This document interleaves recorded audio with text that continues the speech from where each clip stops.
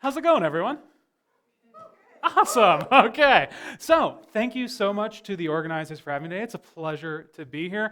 I'm going to be talking a little bit about our quantum present and future.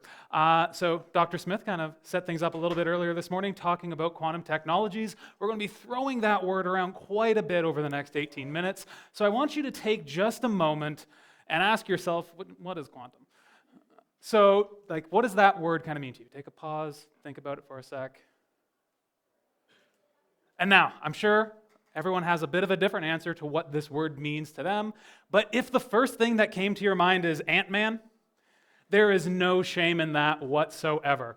So if you haven't seen Ant-Man, he's one of the Marvel superheroes. He can make himself really, really big or really, really small. And if he keeps making himself smaller and smaller and smaller and smaller, eventually they enter something called the quantum realm. And in the quantum realm, the rules of the world around us no longer apply. They can do things like harvest infinite energy. They can communicate over long distances instantaneously. They can find little alien cultures where people have laser beam heads. I actually like the laser beam guy.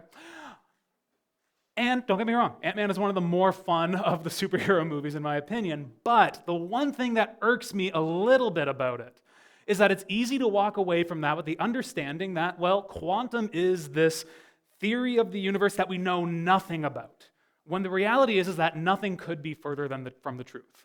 So what quantum is it's the rule book of the universe below what the eye can see. It describes the behavior of things like atoms, like molecules, like photons. And if we understand the rules of quantum mechanics, we can model their behavior to incredible precision.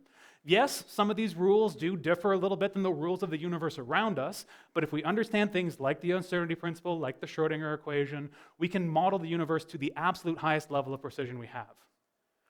It's also not a terribly new idea. The idea of quantum mechanics, as previously mentioned, is over 100 years old at this point, and we use technologies based on quantum mechanics literally every day. This laser pointer that I'm pointing at the slides to right now, that idea, light amplification by stimulated emission of radiation, would not be possible without quantum mechanics. MRI imaging, what MRI imaging does is it polarizes the magnetic moment, essentially treating the nuclei inside your bodies as little tiny magnets, polarizes them along a certain direction, communicates to them using radio waves, but it's all based on this quantum mechanical property that the atoms that make us up have called spin. Okay? Other things like nuclear power, LED lights, they are all based on quantum mechanics. Okay? That being said, still a lot of people do, when they hear quantum, think about something like Ant-Man maybe, or worse, something like quantum healing crystals that someone in the mall is going to try to sell you, then don't buy them. We also see things like quantum batteries, quantum shampoos, quantum recreational vehicles that people will try to sell you. And none of these have anything to do whatsoever with quantum mechanics, but what they're trying to tell you by using quantum as a buzzword is that this is some space-age, high-tech, and difficult science. What we see out of all this is that quantum has this consideration. It's why is quantum considered to be difficult? Is kind of the big question we ask. Okay? And I think there's a couple reasons that when people think about quantum mechanics, one of the first things that often leaps to mind is difficult. Reason number one is it is a little bit abstract.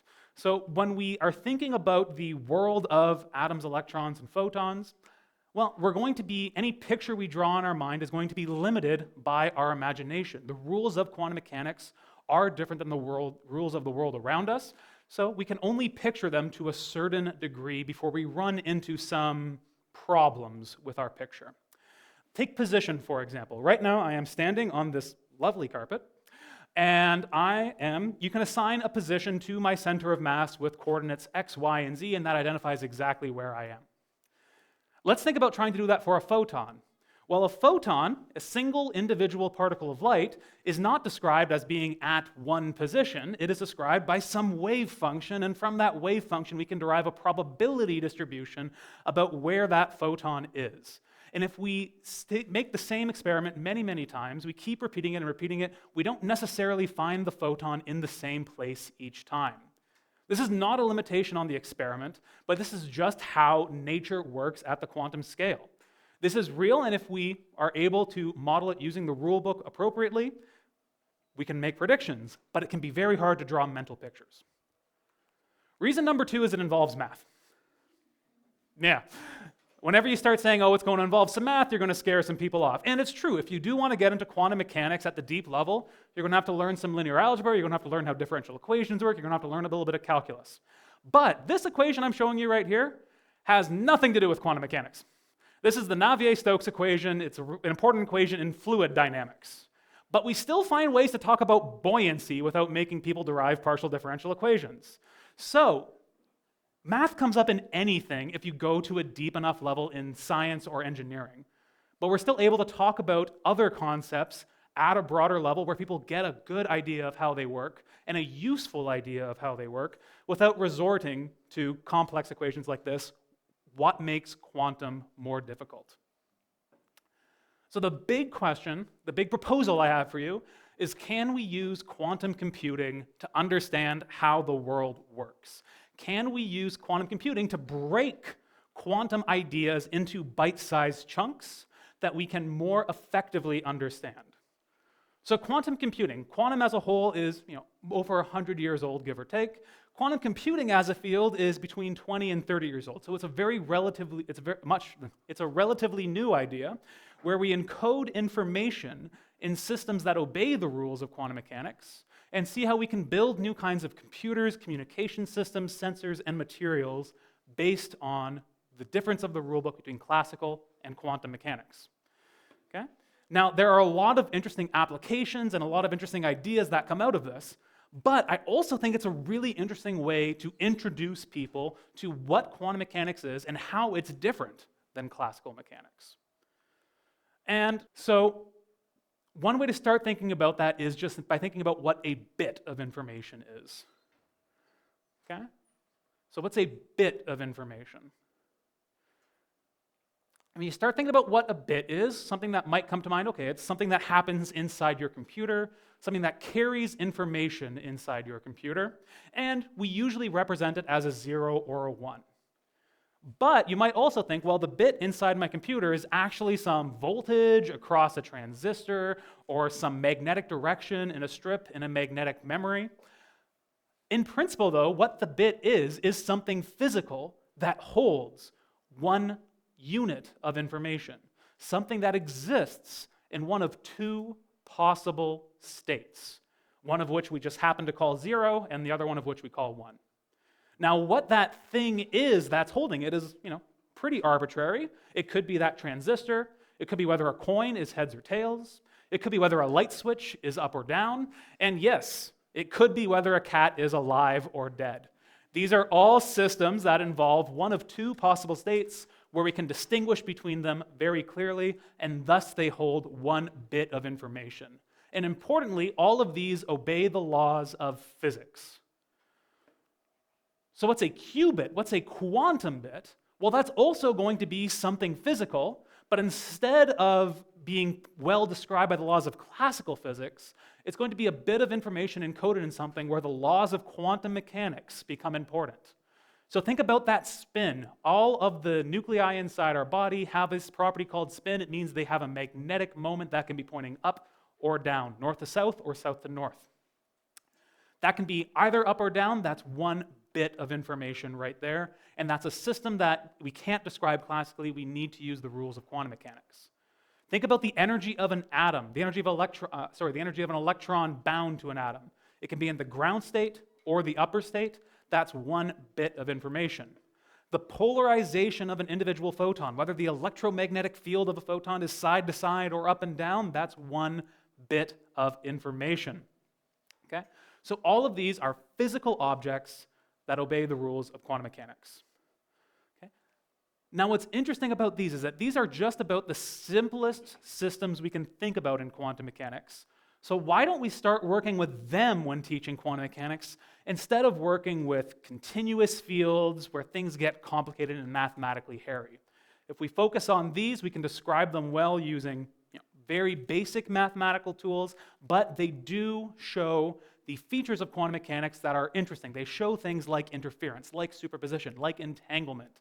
And we can use them as the building blocks for quantum algorithms that need quantum computers to run and for quantum communication protocols. Okay? So this has been something we've been testing with the Quantum School for young students. We've run this for the last 15 years and have had over 1,000 students come through the program. Here we don't start by talking about quantum mechanics from the lens of wave theories and from the lens of wave functions. We start talking about individual bits that behave at the quantum scale with a little bit of vector algebra in there, and we use that as a baseline to get to things like quantum phenomenon, algorithms, and protocol, things like superposition and interference as a baseline, moving up to things like quantum entanglement, and some of the more interesting things that you might have seen in the news recently. Okay? Essentially what we do here is we use qubits to understand quantum phenomena in a straightforward way. By starting with these fundamental building blocks and building on those with hands-on experience, we're able to get to the heart of the science. This is also a technique that's being more and more used at the undergraduate level as well. Now, just because working with the smallest possible unit of information in quantum mechanics makes experiencing some of these things easier, of course, does not mean it's easy to actually build these into useful technologies. There are hurdles to get there. If we want to actually build quantum bits, well, we need to be able to literally isolate, manipulate, and measure the smallest possible things we can imagine. So we have labs that work on things like isolating photons, individual particles of light, one at a time, encoding information into them, and using that as the basis of a communication system. We have things like nuclear magnetic resonance that allow us to control individual spins in chemical samples. If we look at this experiment right here, what they're actually able to do there is trap atoms one by one by one, control them with laser beams, and use that as the basis for a quantum information processor. And we can actually, in nanofabrication facilities, build kind of our own version of reality, essentially building a fake quantum bit out of a superconducting material, cooled down to 0.01 Kelvin above absolute zero. We start seeing quantum mechanical effects, and we can use that as the basis of a quantum computer. Okay? So these are all in-progress works. As mentioned, this field is 20 to 30 years old. The amount of progress that's been made in the last 20 years is truly astounding how far this hardware and our ability to control quantum systems has gone. But it is still fairly young. Okay? Even if we have them under control, what exactly to do with them is not a fully solved question. If we start controlling individual quantum bits, one thing we can think about is using those to simulate other quantum systems. Let's say that you're working for somewhere in the chemical industry, and you want to understand how this certain chemical works how it behaves under certain conditions.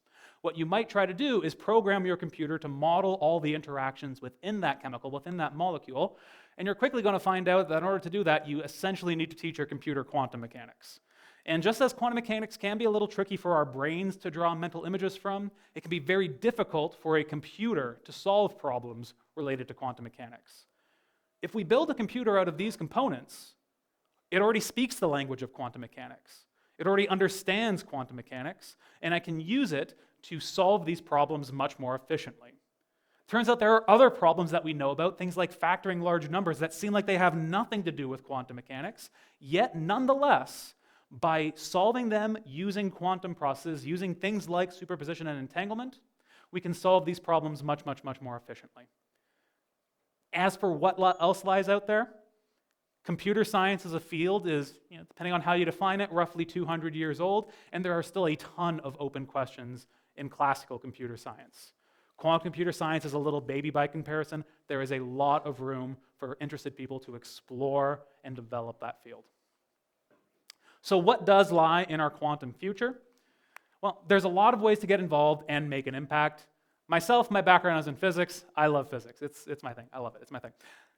However, if you're not into physics, I'm not too offended. There's still a lot of ways to get involved with quantum science. If we want to develop algorithms that run on a quantum computer, if we want to analyze their complexity, if we want to design the software that's going to work on the quantum machines, we need a lot of people with backgrounds in computer science who are interested in the quantum side of things to help develop these into useful devices. If we want to take this hardware from the labs and into something that is actually useful and robust, a lot of chemistry and engineering is involved. And if we want to really understand the foundations of how quantum mechanics works, there is a surprising amount of group theory, game theory, and a whole lot of other mathematical tools that are needed. So it's really an interdisciplinary approach and an interdisciplinary field that brings together people from all different walks. So if we want to build the quantum future, one of the first things we have to do is build bridges between these communities and have them establish common languages to work together. And that's how we're going to be able to make sure that everyone has the chance to really explore the quantum realm. Thank you so much.